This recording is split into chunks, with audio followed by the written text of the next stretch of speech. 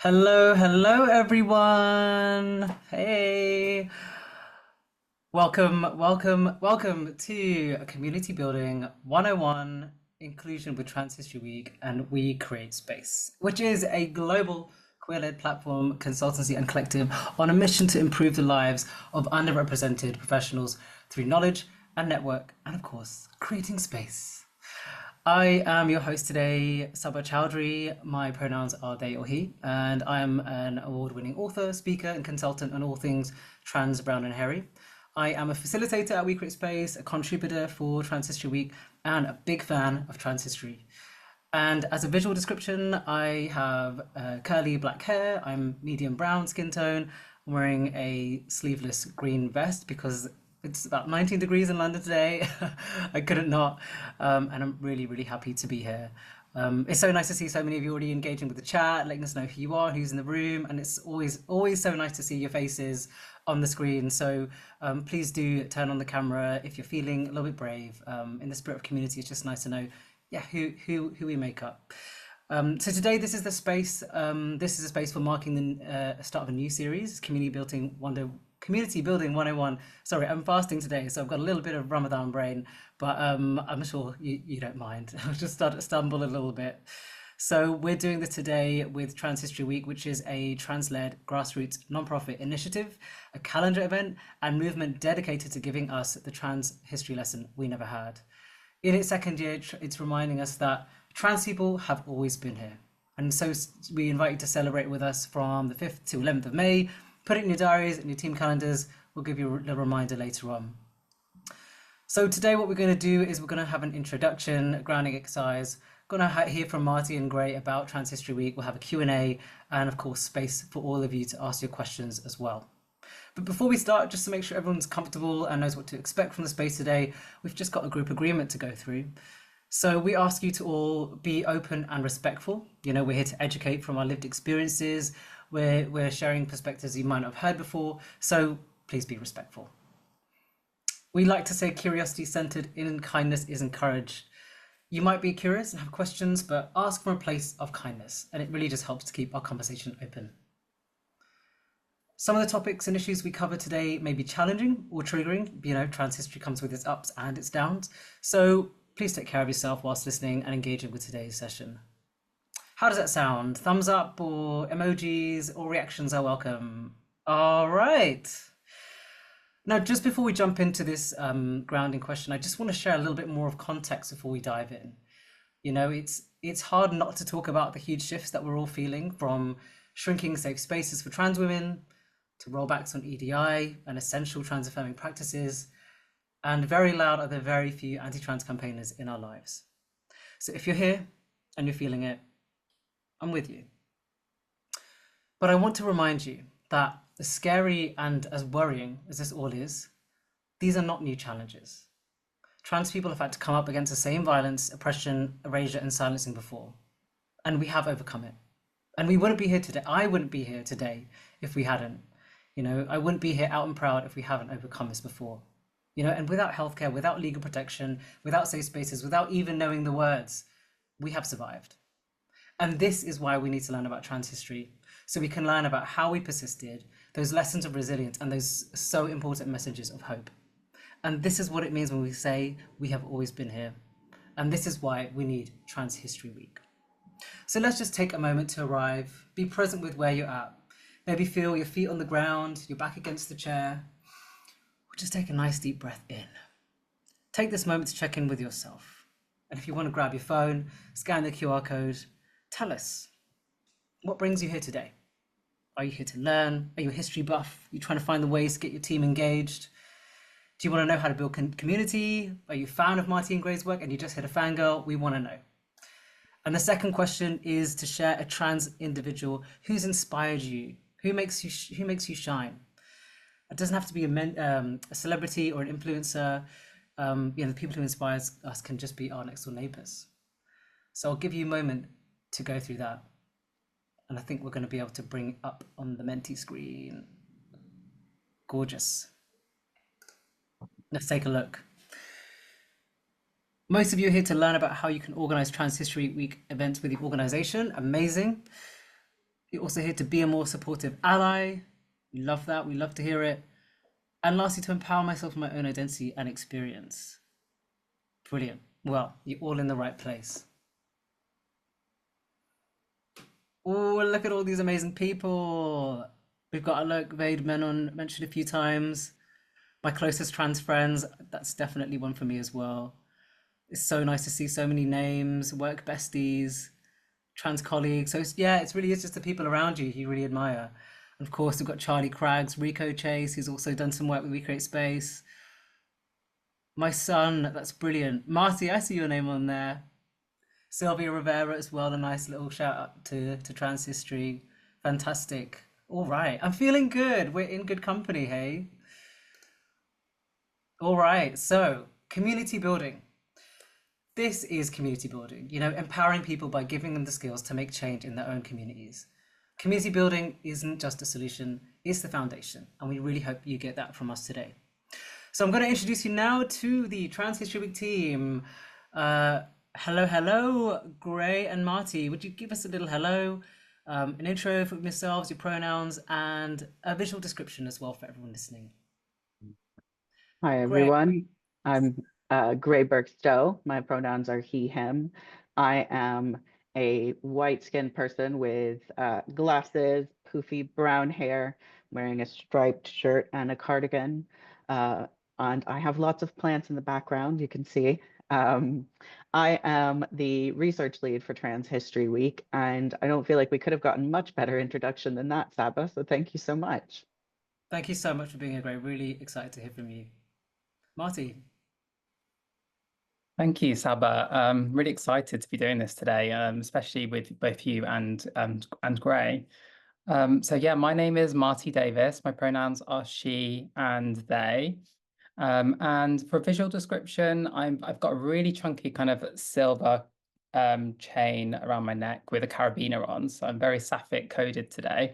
And I've got a black denim shirt as well. And I've got my hair, my gorgeous curly hair up in, yeah, I don't usually have it up, but you won't see the back of it today, but it's a mess at the back, but it looks cute at the front. And in terms of what I do, I'm the founder of Trans History Week. I'm also a writer, I'm an artist, I'm a creative and cultural strategist. I have my own creative strategy consultancy as well. Various different hats, but I'm here to talk about Trans Plus History Week. So glad to have you here. All right, we've got to have a Q&A with you later, so everyone hold your questions in your brain. But yeah, let's go back to you, Marty, and kick us off with Trans History Week. Great. I mean, yeah, I'm not going to assume any knowledge. So let's just hit the ground running and let's go back a bit and let's talk about why we are doing what we're doing, and what Trans History Week even is. So this came about because I wrote a piece for QueerAF, who we work with really closely. And they're a queer publisher based in the UK. And I wrote about learning the history about the world's first trans clinic. I didn't know that there was a trans clinic in Weimar, Germany, so 90 odd years ago. And learning that history, I felt angry really that I was denied this history. And I learned about the fact that it was raided. So it was raided by the Nazis on May 6th. And on the May 6th, and that's why we mark Trans History Week in May 6th.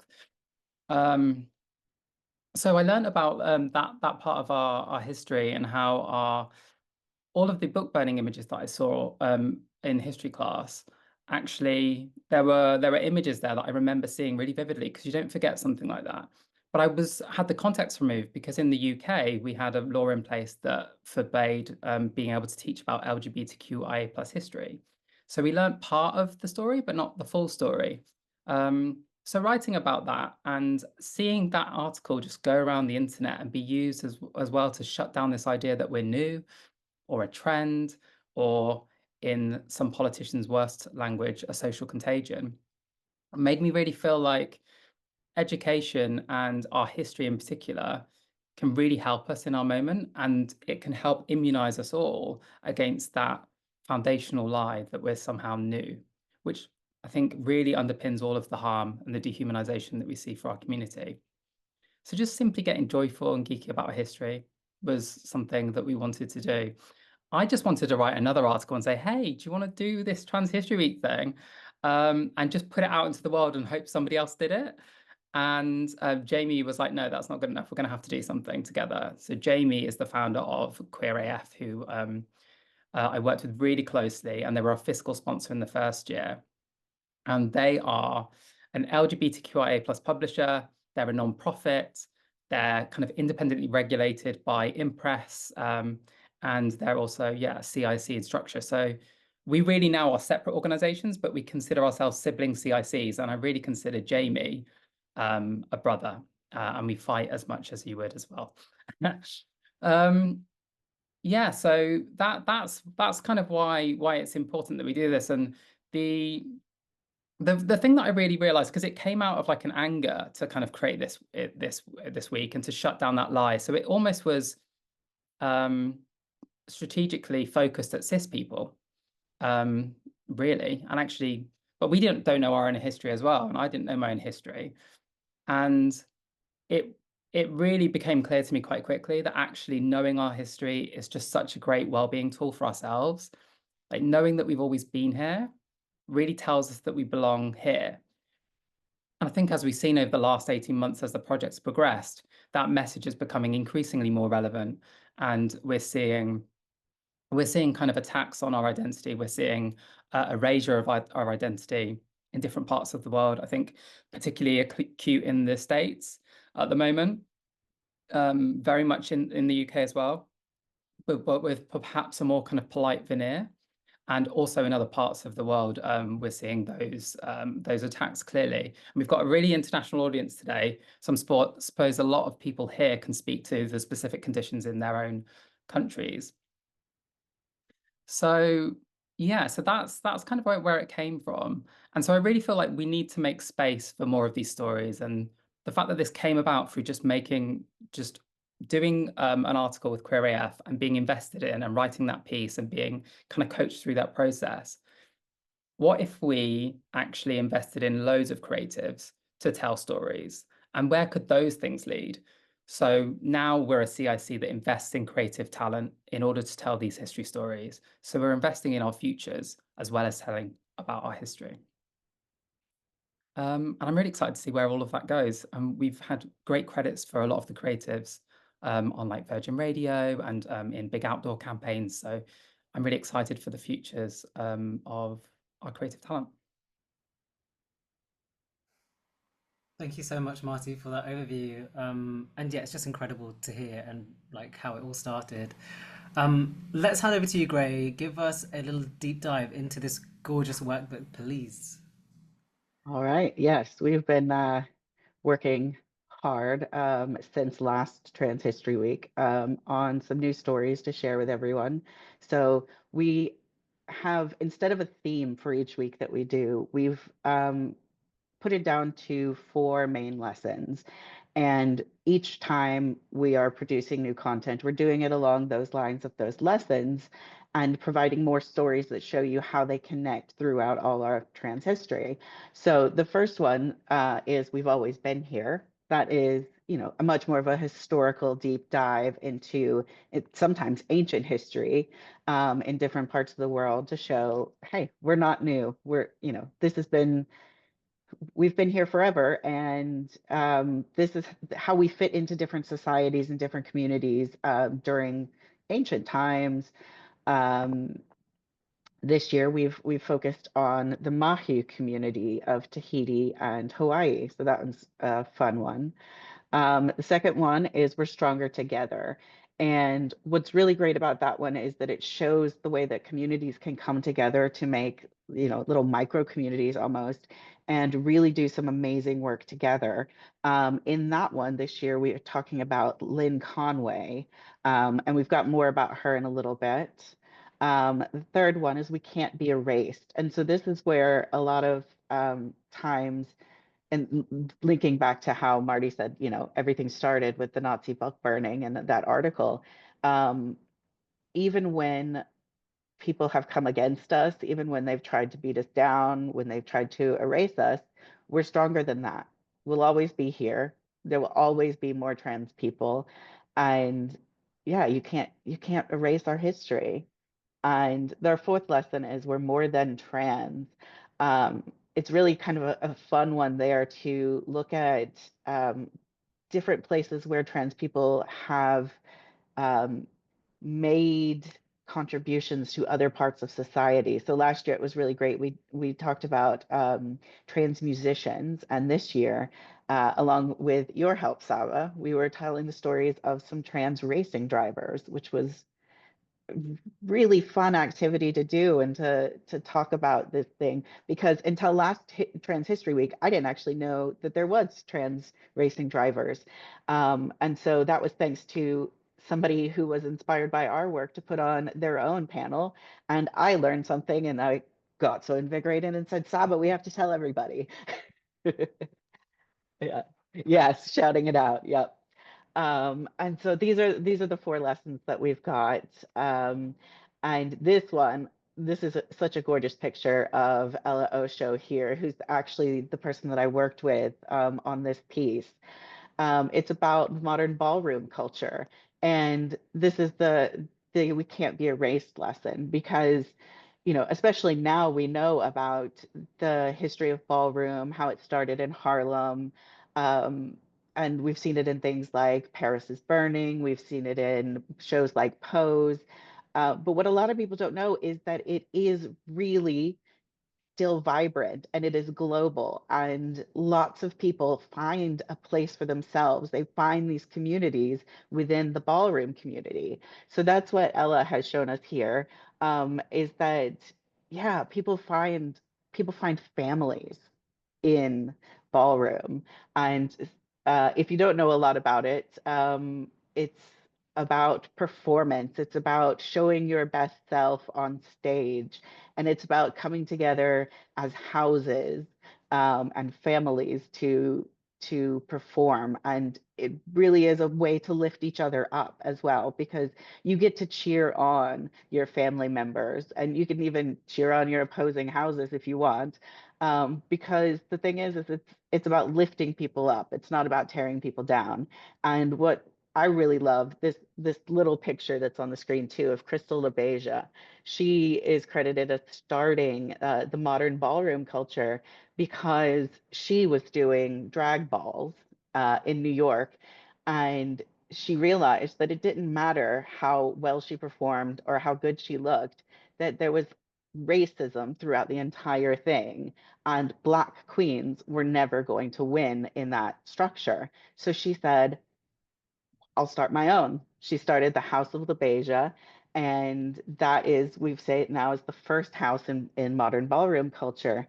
And she brought people under her wing. She started this house as a house mother, which really is, a family kind of relationship. She was there to support and bring up people underneath her. And yeah, it's an amazing thing that it's still going on now.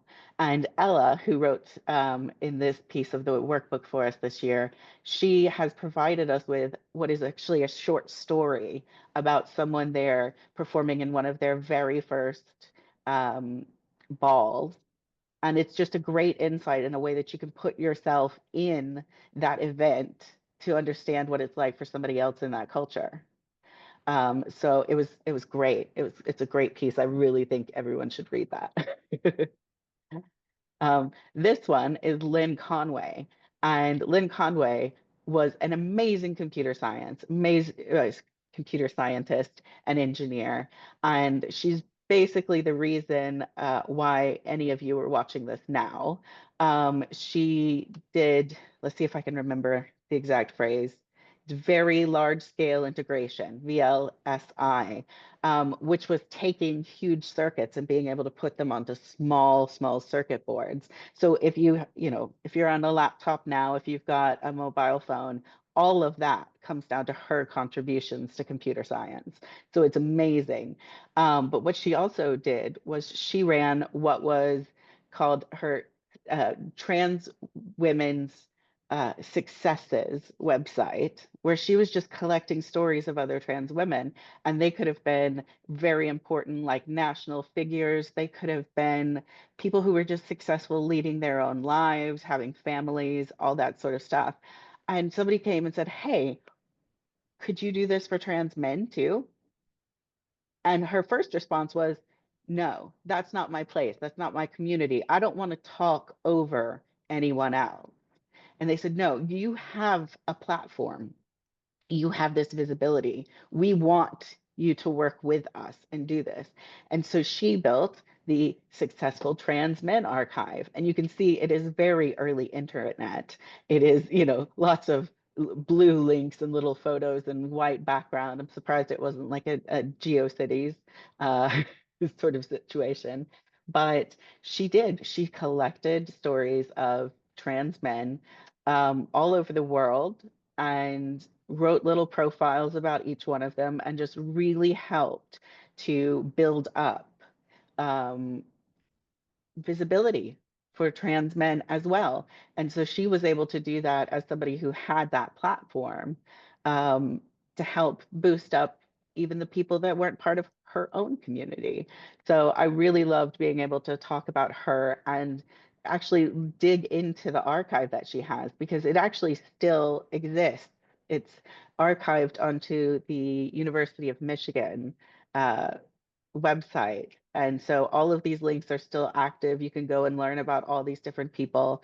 And I love that, some of them are, activists, some of them are actors, things like that. There are people like, there was a steel engineer who wasn't particularly famous, but it's just being able to shine a light on the kind of people that there are and celebrate them, whatever their level of success, what that looked like for them.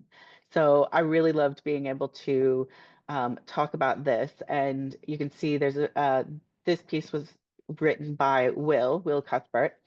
And one of the great things that they did was actually talk about the experience of learning about the archive as a trans masked person, seeing what somebody did for trans masked people when you don't always see as much visibility. Trans women are often the most targeted in media, and so they tend to be the most visual, whether good or bad in that sense.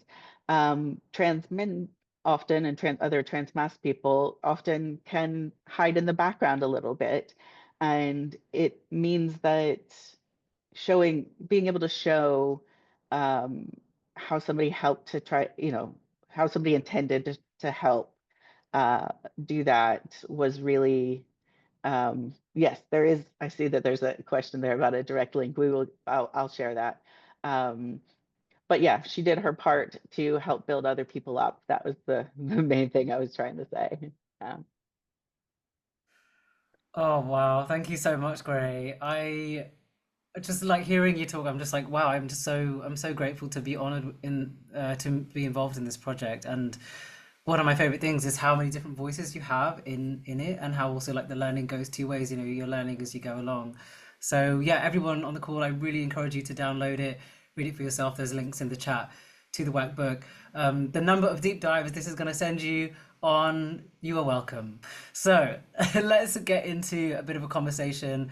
Marty and Gray, I've got some questions for you, and the Q&A box is also open. So if our guests do have questions, please put them in there. We'll get to it in a short while. But Marty, let's start with you. You did this for the first time last year, and now we're approaching year two. And it's not just you're delivering all the content, like it's a beautiful guide as well. It feels so accessible, so relatable. And when you think back to those early conversations or thoughts on launching Trans History Week, did you expect it to look like and feel like this? Not at all. I had no intention to make half my life talking about trans history when this first started, and it really has like dominated. It dominates more than half my life, if I'm honest. But Yeah. yeah, I just wanted to write an article and kind of put it out into the world and say, trans history would be a good thing to do, right? And then just hands off, because I wasn't going to do it because I was really busy. But it just took on such a life of its own, and I think that is really about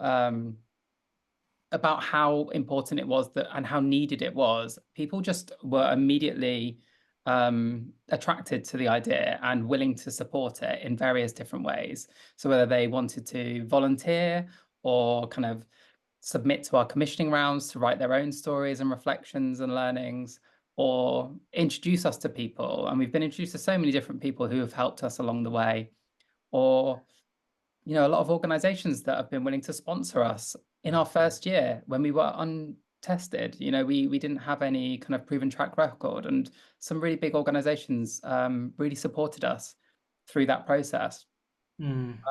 Yeah.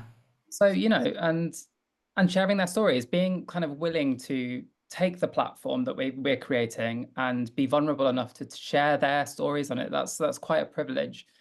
So I feel like once we decided we were going to do it, like being not successful wasn't an option. And I remember just not thinking about the fact that it could fail, which is insane. If you actually think about it, I feel like it's insane to think like that, because who creates a global awareness week? Like, that was so delusional to think that I could create a global awareness week with, but we did it. We did do it. And it wasn't just me, honestly. It really wasn't. It was like the idea was just something that everybody wanted to get behind. And we put a lot of hard work into it because we really need it. Marty, if it was going to be anyone who started a global awareness week, it was going to be you. Nice compliment, but yeah. It's so heartwarming to hear, actually, like, not just having lots of people involved, but so many people wanted it also just to happen. Like, that's, especially something that has such a personal connection for all of us here. Like, we really need that. Over to you, Gray. Tell me, what's been a favorite discovery you've had from creating the workbook, and I'd love to know what the biggest challenge you faced was as well. Oh, I think that those are probably the same thing for me. Uh-huh. One of the things is that the biggest challenge is finding these resources, finding this information, because a lot of times you don't know what you're looking for until you go digging. But that's also what the favorite discovery was, because there are so many little pockets throughout the internet and in little libraries and museums and things. So yeah, just being able to find those places where people have documented our community, um, they're really passion projects for a lot of people, and being able to see that, as that's kind of how I describe my work here as well, is a passion project. Um, it's really nice to happen upon those and to get connected with other people who have the same nerdy tendencies as I do. Yeah, yeah, I hear that. Actually, I think some of that was part of my own favorite discovery as well. Like, so for my lesson, it was we're more than just trans, and I covered the story of Rebecca Cowell, who was um, a trans woman kind of champion race driver. I'm not going to share too much because I'd love for you to all take a look. But one of the things she did, she self-published a book, like her own memoir, and I just can't get over that. This is amazing. It's just like this pure stream of consciousness, her kind of narrating her life. Isn't sorry, but it's not that good. Like, she doesn't have the most perfect view on the world. She was in the British Army. It's very of the time, very heteronormative. But like the fact that she did it, she didn't wait for an agent, no publisher, and it was also just released in the local paper. Like, she was so in control of her narrative, and it just surprised me. And I know it shouldn't. This is what I want for trans people. Just for our stories just to be shared on our own terms. And she wasn't a typical leader, but she still, she pioneered so much. I mean, that's why she's part of our pack as well. Now, on the topic of leadership, Marty, let's talk leadership. To build these long-lasting, impactful communities, it's really important to have an effective queer leader. First, how does that term sit with you? Like, have you managed to embrace it? And what leadership qualities do you tap into when you're fronting Trans History Week and leading this team of volunteers to bring it all together? Yeah, I mean, it's interesting, isn't it? I feel like I could answer this in a very autistic way, in the way that I literally have like a running kind of bullet point list of what I consider to be an effective operating model. And so it's constantly thinking about things like so for example, one of the principles that I have is ask for things. Ask for things without shame, without a fear of rejection. Most people don't do that. So if you're asking people to support your global awareness week, then you're going to get rejected a lot, actually. It's going to be quite tough. So there's things like this in how to kind of lead a project like this. You've got to be willing to work on some sort of organizational principles, and that is one of them, asking for things. Another one is completely delusional thinking, right? So who believes that they can do this? It's insane. So, but you have to have that kind of insane level of like that delusion, that what Julia Fox says, everyone should be more delusional, right?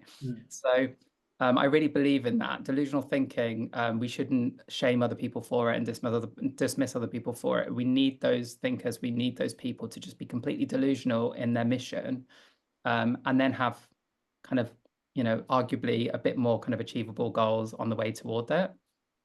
That delusional mission could be something that can never be achieved as well. But I think having one allows people to kind of see it, see your passion, and want to come onto the ride. You need to kind of convert people to be just as evangelical about what you're doing, and it needs to be really clear what you're trying to do. And then you'll start to attract people to it. So there's all sorts of things. I think one of the ones that we don't talk about enough is actually the moments of prioritizing your own self-care, which I've got better at, but also prioritizing volunteer self-care over the project needs, even when it's completely urgent and necessary and you need it and there's no other person. Forget all of that.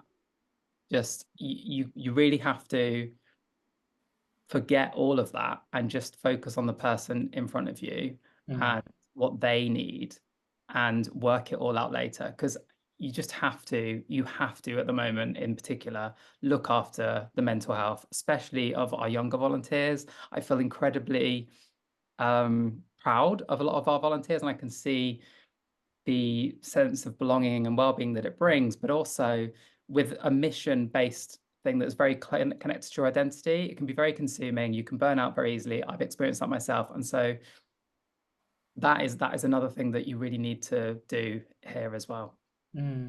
Thank you for that. And I'm just really enjoying seeing this resonate with a lot of people in the chat as well. And you're giving a very like tender and delusional leadership, which I think we don't often get, and I just love that.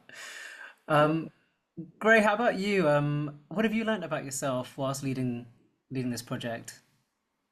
Well, firstly, I did want to say, Marty, you do a great job of leading by example with that, because we do see that a lot when, and without that sense of like resentment of saying, I'm proud of you for stepping back. And I hope that we reflect that back at you as well, because, I know how far you can go running in one direction, but you can't just always keep going. What I learned was also about learning to let go, because this year's workbook looks so different to last year's. And the main reason is because I wrote last year's. It was really my voice throughout the entire thing. And while I'm immensely proud of what I did with that last year, this year is better because it's not all my voice, because I actually enlisted people, and Saba, of course, you were one of them, of bringing people on who wanted to do this, who wanted to do that research, who wanted to do that writing. And I had to step back and say, okay, I'm going to let you, I'm going to let you babysit, basically. And what really happened is that each of you had really took ownership over the parts that you were writing, and it was really beautiful. And it became not about babysitting, but you created something new. And that was the case with all 4 of the writers that I worked with this year. And what was great about that was also being able to take on a sort of mentor-mentee mentality, even though like some of you know a lot more about these things than I do, just because sometimes they are big passions, which haven't, I only have so much time in the day to research. And even though I'm autistic, I need to slow down sometimes. But being able to step back and, Jamie from QueerAF and I worked really closely with each of the writers this year and really got to help them bring out their best work, I think. And I'm really proud of what everybody has done. And it does reaffirm that, we're better when we can work together, when we can do things together, we can do amazing things. And so I think this year's workbook is really amazing for that reason. Thank you so much, Gray. And yeah, it's such an empowering project, and I know it's just, I mean, I never knew I was gonna go on a deep dive about racing drivers and have a good time, but you made me feel like I can do it, and there's so much I can take from it. But yeah, you've honestly, you're both, yeah, I both admire you very much. So thank you. Let's focus a little bit on the topic of inclusion and some of the key considerations around that important community building, starting with ongoing education. So, Marty, as you know, Trans History Week is committed to giving us a trans history lesson we never had and educating people on the fact that, yes, we've always been here. Why is this ongoing education so important when it comes to inclusion? Um, well, what I love about is it kind of starts from a really curious place. It starts from like a provocative place that, when you say the history lesson we never had, you're like, what what's this lesson that I haven't had? And actually the people that we speak to most in when I go and do talks, for example, in corporates, um, a lot of these people are people that are my sort of age, and so kind of in the UK in particular, but I mean it's in many places around the world, were denied this history lesson in school or anywhere. And I'm quite surprised at it. They just didn't know. They just don't know. And so I think there's a natural curiosity to it. And when you're talking about storytelling, you're talking about personal stories, human stories, world history stories, it can allow you to kind of dive into a world that's not your own and step into other people's shoes. And stories really stick in your brain. They're really memorable. From a com strategy background. I know that if you start from a story, you're in a much better place than if you start from a lecture. So I really like that we have a starting point which is quite geeky and interesting and curious, and then you can take that to a place where you can talk more about kind of inclusion efforts and things like that. It's a mind-opening experience to kind of start from a place of being geeky about our history. And there's Mm, a huge gap there that we need to fill in people's education. And people, I think, when they best approach it is don't feel ashamed of your lack of education. You should be angry that you were denied it. I am. And it's nothing to be ashamed of to not know this. mm, If we don't know it, it's that, like I said, it's that foundational lie. And all of these messages that we get from our politicians and our media, they have more fertile ground to grow when you think that trans people are new. mm. That was beautifully put. Thank you, Marty. I'm just looking at the time, so I'm going to move us into an area that is often overlooked when it comes to community building and inclusion, which is research, the collecting data, and the feedback. So, actually, a question for both of you. Could you just share some insights around the data and feedback that's really stood out to you and that speaks to inclusion? Yeah, do you want me to do that, Gray, or do you want to? Well, I was just going to say that last year during Trans History Week, seeing posts all over social media responding to the work we've put out there, or people that didn't even know we did it, but suddenly they were, hey, it's Trans History Week, let's celebrate this. Um, that was all the feedback I needed, to be honest. It was just a beautiful thing. That was pretty overwhelming, wasn't it? It was just constant stream, a timeline of, I don't know if my algorithm was working overtime, but like I was just getting all these posts that about history. I still need to go back and read them all. Like it was quite an overwhelming experience. But so positive. We were like, are people going to show up for our Christmas day? Right? Very that. Um, but in terms of how we kind of gather feedback and make sure that this isn't about the stories we want to tell, as Gray was saying as well. It's about what do community want us to talk about and who do they want us to commission to tell these stories. So very early on, we actually did a community survey with QueerAF.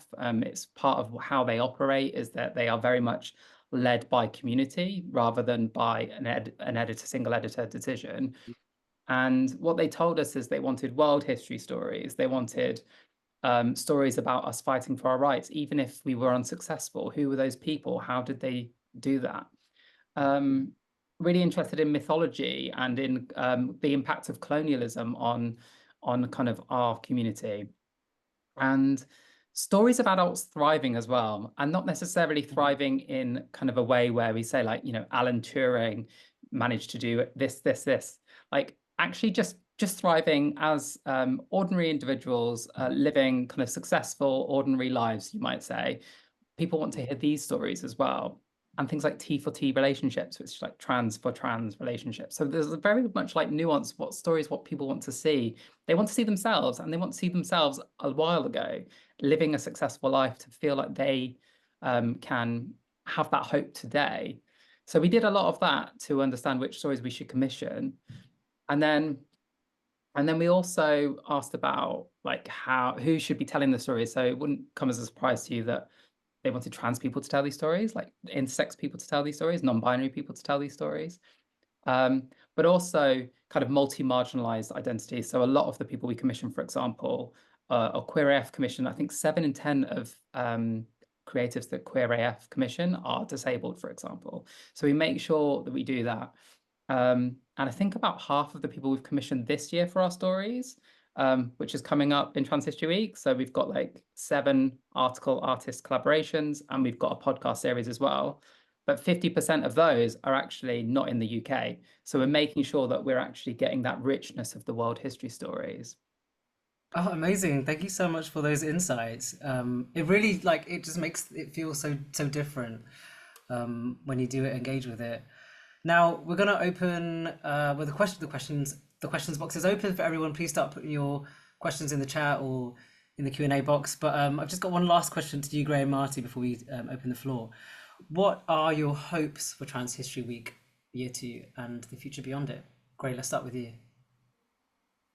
Oh, I just really love sharing stories about things that, you know, on one hand, I feel like I've been denied. And on the other hand, I just didn't know to follow that rabbit down that rabbit hole. And I want to learn from other people. I want to learn about their stories. I want to learn about what's important to them. And, you know, there's always things that I've never even heard of. So, you know, like I was saying about the panel from last year that we watched about the racing drivers, about Roberta Cowell. I had never heard her name before Trans History Week last year. And that was, I think it was Racing Pride who put on that panel. And it was just such a beautiful thing to see, because I was able to step back and say, I didn't know that, and I want to know more. And those stories, I just want more. I want more from other people's deep dives. And I really want to hear what other people want to know. So if you would say, hey, do you know about any trans stories in this field or in this country, or, you know, those sort of things, I want to know what people are curious about, because chances are I will be able to find that curiosity within myself to learn more too. And I love that. Absolutely. Marty, same question. What are your hopes? I think one of the things that I really enjoyed most about last year was seeing a post on social media where I could see that I think it was a scout group in Milton Keynes, and Milton Keynes is where I went to college. But a scout group in Milton Keynes were putting on a book club for Trans History Week and going to talk about trans history. And I could just imagine being a child going to that and then learning about that for the first time. And I think that's amazing. I think that's what I'd like to see from the week. I just want people to be inspired enough to then create their own events, create their own content, and just take it into places where people really need to hear that message. Because, you know, really just hearing that from like one source is just so powerful, and I think could really be really useful for a lot of people right now, especially our trans youth, not just in the UK, in the US, and everywhere else around the world. And we need those small community initiatives. And this is just a tool to kind of say, look, do something in this week. Yes, yes, yes. I feel so good inside. This has just been such a wonderful conversation. Thank you both for your openness and for all the work you've done. We've got some pretty juicy questions, so I'm gonna dive right in. We've got one question from David in Colorado. Thank you. David asks, how can we begin to work together for the American LGBTQ History Association and LGBTQ history projects and other groups of people in different countries? Kind of speaking to what you were saying, Marty, just now. Yeah, I think it's a good question. Obviously, we're based in the UK, but we have like a global outlook, and we're inviting the world to mark this week along with us if they choose to do so, and if they find that it would be valuable. Um, but we're not based in the US, right? We're not based in Canada. We're not based in any of these places. So what we did is we made sure that we created this workbook as a way of saying, so you've got the week, that's the week where it is. You've got the workbook, and it's essentially a tool and an inspiration to say, do something. So just create something. And somebody asked me the other day, oh, I'd love Trans History Week to come to America. And I said, well, it can. All you need to do is host like a book reading club, and then it's in America. That's it. That's how it works. And somebody else asked me, like, how do you create a week? Like, do you have to like register somewhere or whatever? And you just say that it exists, and it does. So that's what I would say. I would say if you like the idea and you want to do something, just do it, and do it in your way, and do it in a way that makes sense for your community and what your passions are. And that's how you do it. And the workbook is simply there as a starting point, as an inspiration point. You don't have to cover those specific stories. You can look for stories in your own community, but just do something in that week. It gives you that contained time that we can come together as a community. Yeah, it gives you the excuse to post it on your social media. You know, it opens the door for you to tell your own story if you want. Because I think one of the things to remember is that we're talking about history, but we're also living history now. We are creating history now. And so these things, you know, documenting, putting things through, um, making publications, posting stories, all of that stuff is ensuring that we're documenting our history as we live it now. And so, yeah, wherever you are, you can do that thing. You probably can tell by my accent that I am not from the UK, but yeah, all you have to do is start writing it, start taking pictures, start doing whatever it is that is your form of expression. And at the end of the day, if you want to contact us to like move things forward, you know, we're always listening. We may not be super, super good at getting back to you right away, but we're always listening. And that's the thing, is like we want to recognize that history isn't just what is in the books or what is left out of the books. It is joining our communities together now to ensure that we are protecting what, you know, the rights that we have and the history we've built together. Absolutely. Thank you for making like this so accessible and just saying like, yeah, just do it. You can just do it. That was brilliant. We've got another question from Sam. Sam asks, as creatives, how can we get more involved with Trans History Week, or what would you like to see from creatives for this week? Well, that's a great question. So, I mean, we run our open commissioning scheme, and we've commissioned some illustrators to work with in collaboration with writers. So we're creating some official content that we'll produce during the week, and put out there. So sharing that is great if you're interested in that. But also, we had some spontaneous kind of things that were created. So people created animations. So, for example, the Queer Comedian, I don't know if anybody follows that on Instagram, created a story about the raid on the Nazi clinic using their Queer Comedian character. And we also had cartoonists creating kind of cartoons of some of the profiles of people that we had. So essentially using your art and just thinking, well, how can I do, what can I do? What should I do? What makes sense? And just going ahead and doing it. And please let us know. Just, you know, tag us in whatever you do, wherever you do it. We love seeing it.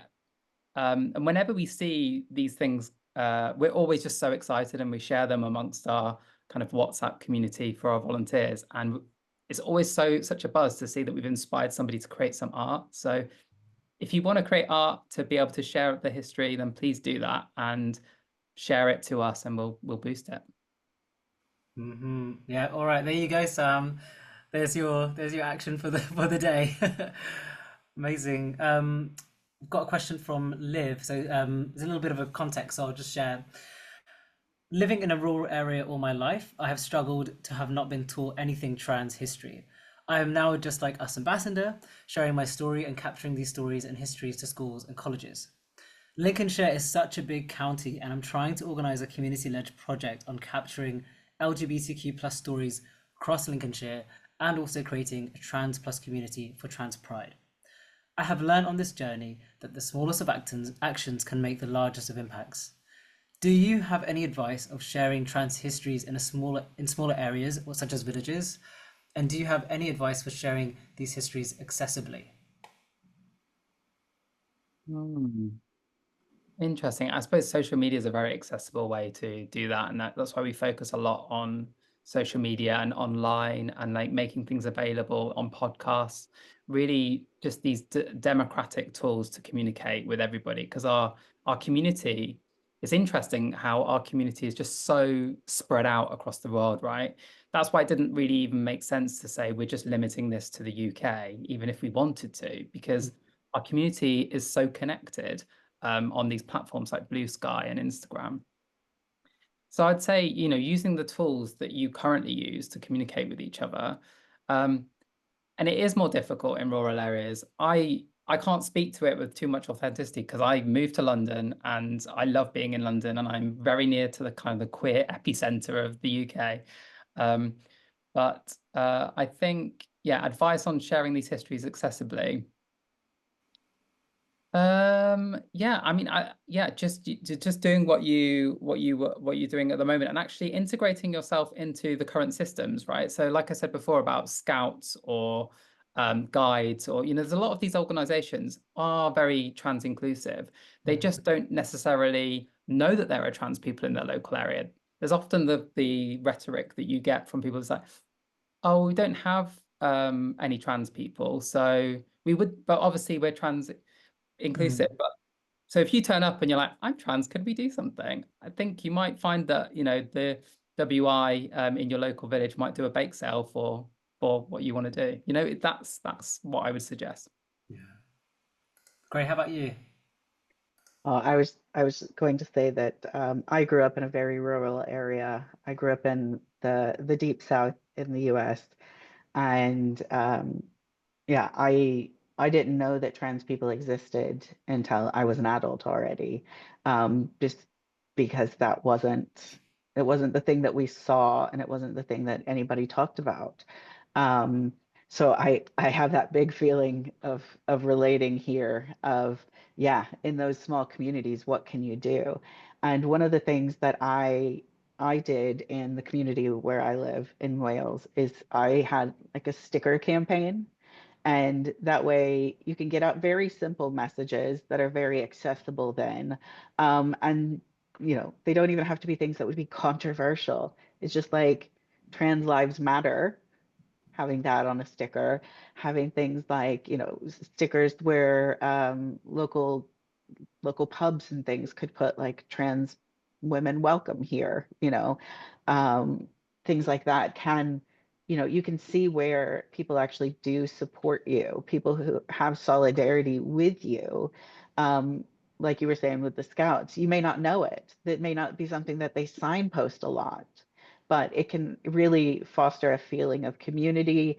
And especially if you, at the bottom of your sticker, had like, a website or a little QR code or something like that where somebody could actually learn, then somebody who sees that and says, hey, I actually don't know about trans people in my community, they can go and find out more. And so those are really more democratic ways of doing it as well, just because people see them as you're passing by. And so, yeah, any shop windows that are willing to have them, any, don't put them obviously on public property. Um, no light poles, no electrical boxes. Definitely don't put them on those things. No, no, no, no. But yeah, there are different ways of getting the word out there and seeing where the community comes to bolster you. Mm.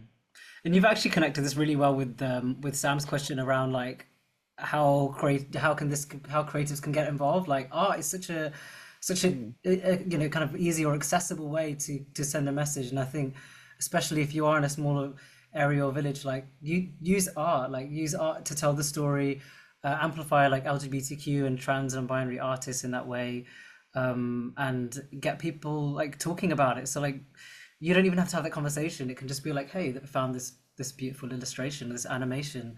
Um, let's have a talk about it. Great. I don't know if you wanted to say anything else about creativity. I think I maybe jump to the next question quite quickly. Oh, about creativity. Yeah, like if there's anything in particular you'd like to see from creatives for Trans History Week. Oh, I mean, I just really loved seeing people picking up the stories from the workbook last year. Or one of the things we had was this great timeline in the middle of our workbook, and we got to see it up and animated in Outernet in London, which was such a great experience. But so many people got to see it, and so many people got to see these points in history that they didn't know about. And watching the sort of ripple effects of Mm, that on the internet has been really amazing. Just seeing people, using their art, like you were saying, and spreading joy. Because that's the thing is like, Marty, this may have started out of anger, but it has continued out of joy because it is finding these places where people have contributed to, their industries or contributed to our freedoms or and things like that. It is the joy that keeps us going. mm, absolutely. Marty, I Yeah. think we're gonna hand over to you to tell us a little bit more about what we're doing to celebrate. Oh yeah, so you've popped up some slides, haven't you, that I need to talk through. There we go.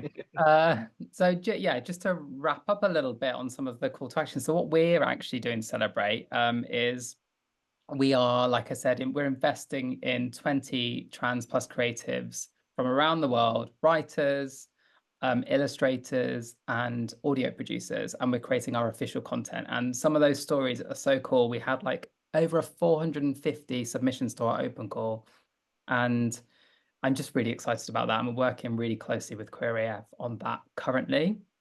And then we've obviously got our official workbook guidance to help you that Gray has lovingly been pouring into along with yourself, Saba.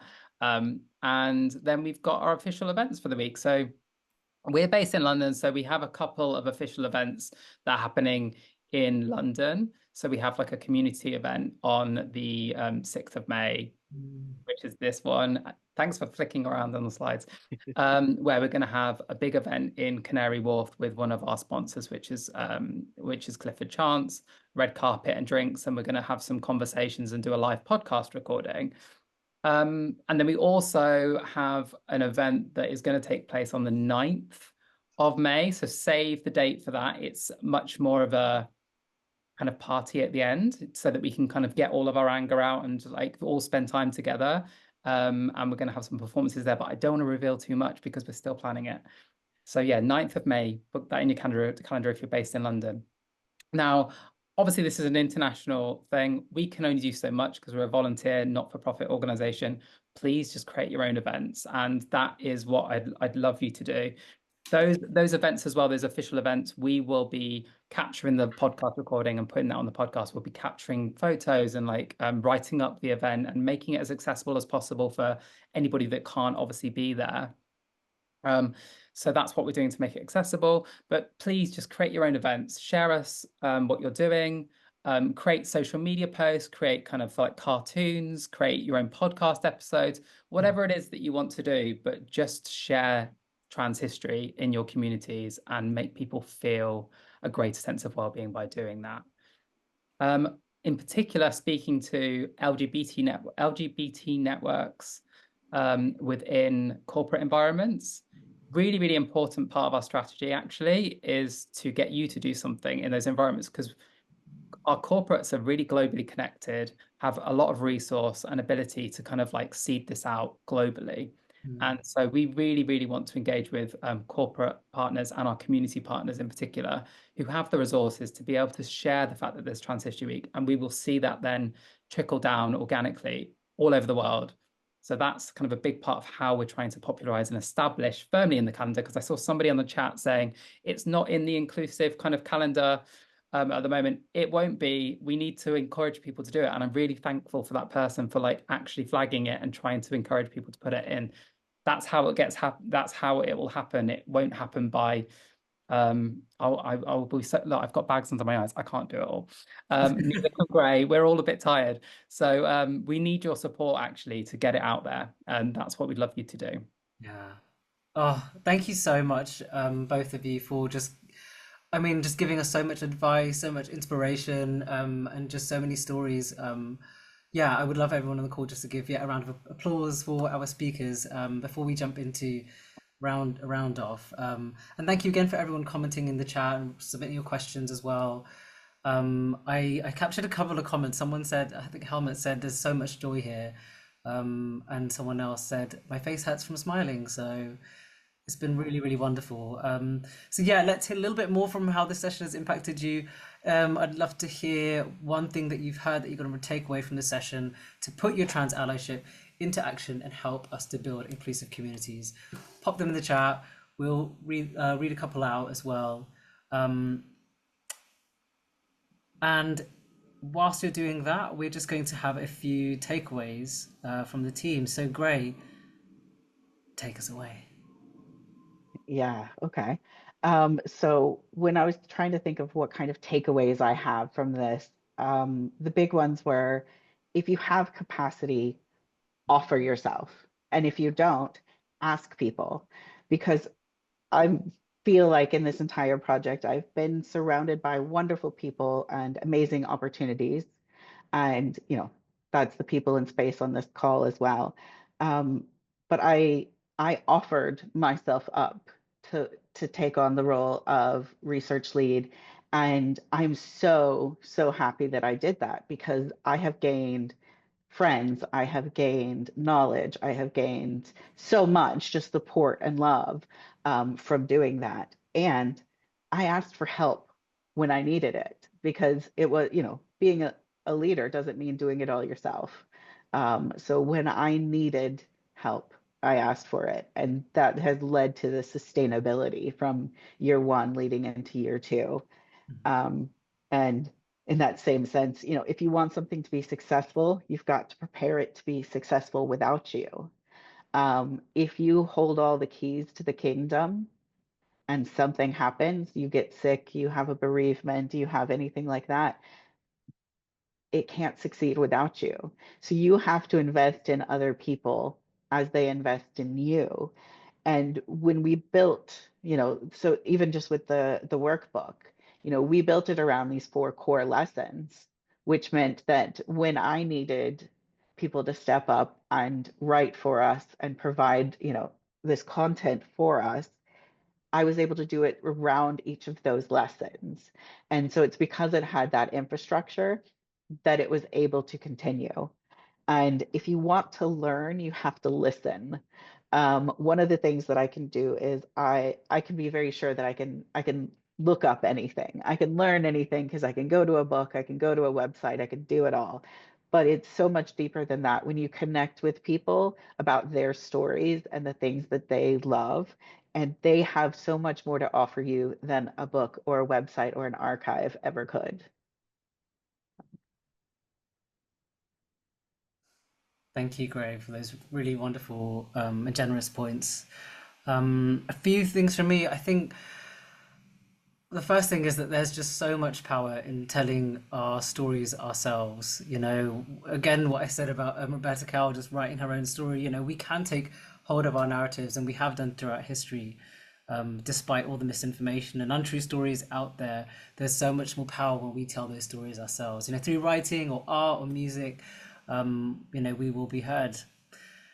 Second thing is positive trans representation matters, but you don't need to see yourself represented to know that you can be trans, that you can be happy, that you can be celebrated. So many of us trans pioneers and leaders grew up not knowing that people like us exist, that we could be this way. And I think it speaks to what you were saying, Marty, about that kind of delusional thinking, like, well, we just dreamed it and imagined it. No one told us about that we can do it, and then we did it, and it happened, and we persevered anyway. Knowing who you are is enough to know that who you are is valid.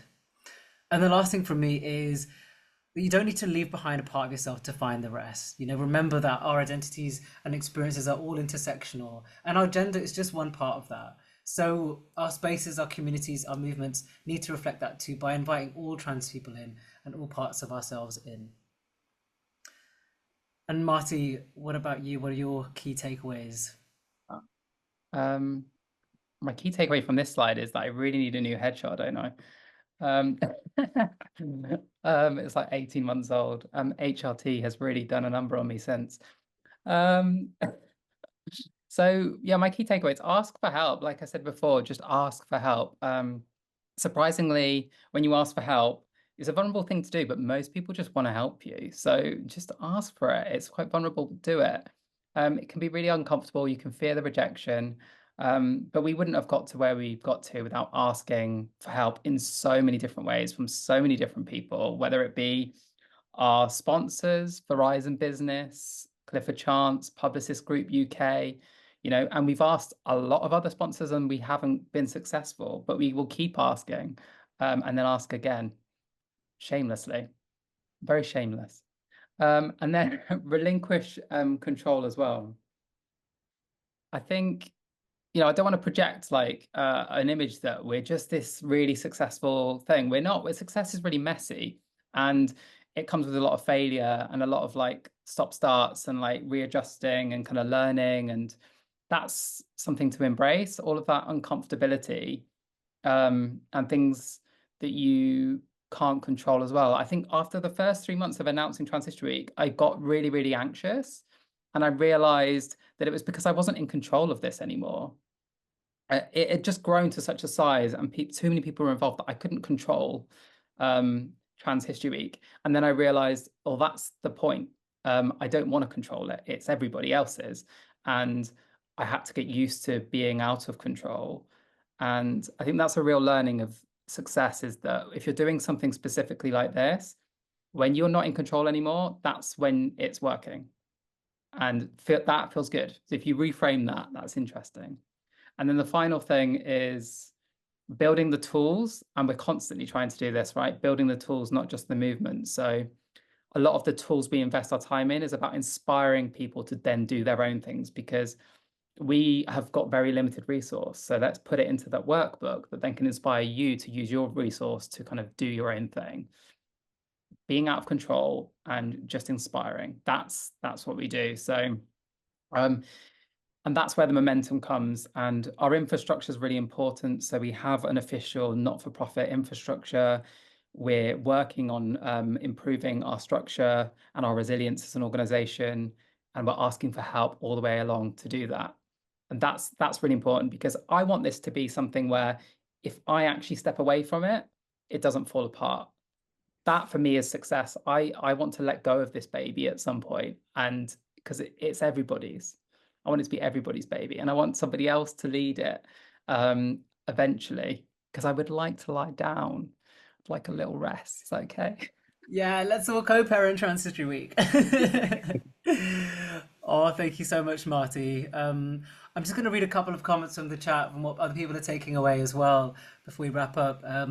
Louise has said something, I think, Marty, you said it, which is, don't feel ashamed of your lack of education.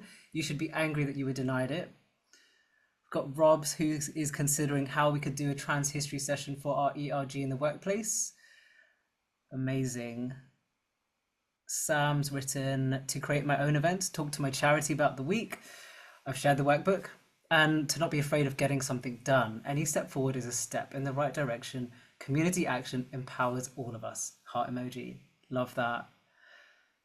And there's just so much joy in the chat. I really hope you both can take a moment to look. It's been incredible, absolutely incredible to have you both here.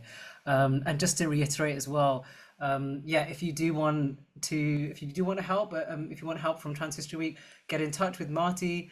I know outside of Trans History Week, you're going to be offering speaking opportunities, chatting with workplaces, similar to this if you want. So do reach out. Similarly, what We Create Space also run events like this to help you have conversations in the workplace as well, which are always so valuable and so important and very bespoke, and yeah, just so much care involved. So do get in touch with us.